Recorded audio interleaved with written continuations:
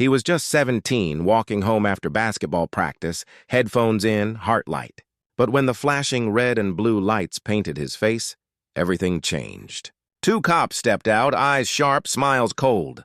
They said they were just checking the area. Moments later, his backpack was ripped open, and something he'd never seen before tumbled out. A small bag, white powder. His knees went weak. His voice shook.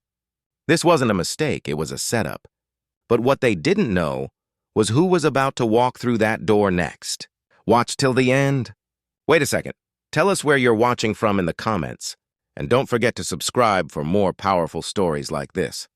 Malik was a bright student. A kid everyone in the neighborhood said would make it out. Straight A grades, college offers lining up, and a mother who served her country for over 20 years are achievements to be proud of. He had dreams of being an engineer, saving up for his first car and never getting in trouble. Life was simple until that Friday evening. The sun had dipped low, the streetlights humming to life. He was 2 blocks from home, sweaty from practice, thinking about dinner. That's when the police cruiser slowed beside him. The window rolled down. "Where are you headed, kid?" They didn't see a student, they saw a suspect. He didn't know it yet, but this stop would test everything his mother had ever taught him about staying calm, staying respectful, and staying alive. Malik froze when he heard the siren blip. He'd done nothing wrong, but his heart still raced. One officer asked him to step closer. The other circled behind him. Their tone shifted from polite to sharp. They asked where he got the money for his shoes, why he was in that neighborhood, and if he'd been dealing. Malik tried to explain. He lived here, he played for the local school team. They didn't listen. One of them grabbed his backpack and unzipped it roughly. His notebook and jersey spilled out, followed by something that made Malik's blood run cold. A plastic bag filled with white powder. He stammered, "That's not mine." But the officer just smirked. "Sure it's not."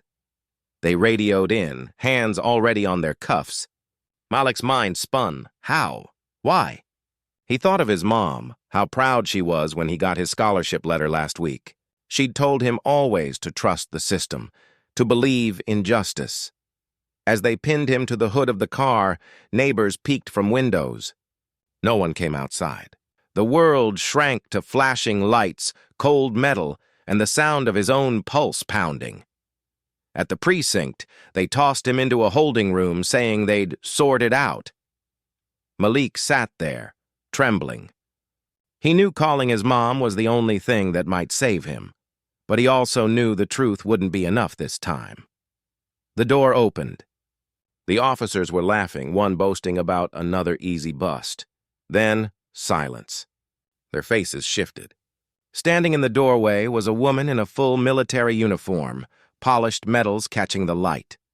Colonel Angela Thompson, Malik's mother. Her voice was calm, but cold enough to freeze the air. "Where's my son?" They stammered, eyes darting between her name tag and the terrified boy in the corner. She demanded the evidence. She knew the procedure, knew every right they'd violated. She called their captain directly, on speaker. Their smirks vanished. When she asked for the body cam footage, one officer broke, muttering that it might have been a mix-up. But everyone in that room knew it wasn't a mix-up. It was a setup, and they had just framed the wrong kid. By the next morning, the truth unraveled. The so-called evidence was traced back to another arrest, mislabeled, intentionally planted. The officers were suspended, then quietly dismissed. Malik's record was cleared, but the damage was done. The fear in his eyes, the humiliation, the loss of innocence, it couldn't be erased. His mother held a press conference in uniform, her voice steady but shaking with emotion. "My son was almost another statistic," she said. "If my rank hadn't been enough to make them stop, what happens to the kids whose parents don't wear this uniform?" The video went viral. Millions watched, shared, and raged, because Malik's story wasn't rare. It was a mirror, and the question remains, how many more before the world says enough? Where are you watching from?